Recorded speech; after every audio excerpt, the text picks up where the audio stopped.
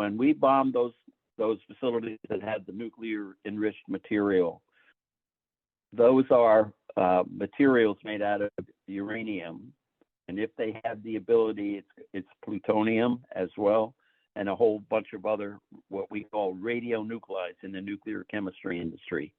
And to make it perfectly clear, I was a nuclear chemist at a nuclear power plant for 17 years. So I pretty much know and have handled on a daily basis radioactive material as a gas, as a liquid, and decontaminating certain areas that were radioactive.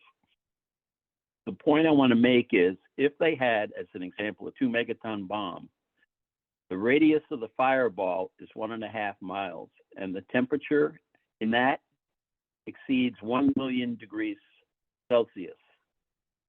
That is extremely high. The severe blast from that explosion is total destruction of civilian structures, reinforced concrete, widespread fatalities. The thermal radiation causes, at the 20-mile mark, third-degree burns, and there's a risk of collateral firestorms. The radionuclides that fall back to Earth from the fireball after it dissipates, and they're carried on by the wind west to east, by the way, which is how we found out Chernobyl 40 some odd years ago had a problem with an explosion.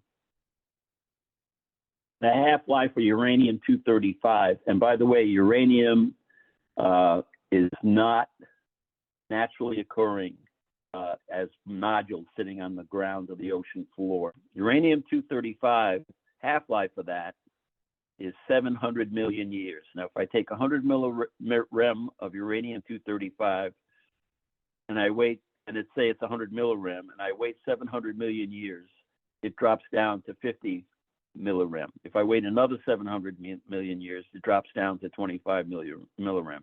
So you get the idea of what half-life is.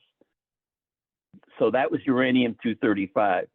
Uranium-238, which is the enriched material that they're trying to make into a nuclear device, is 4.47 billion years. And that is what most used reactor fuel is from a radioactive perspective. That's approximately 30 years. So it's a lower level radioactive material, radionuclide. Strontium-90, 29 years is the half-life.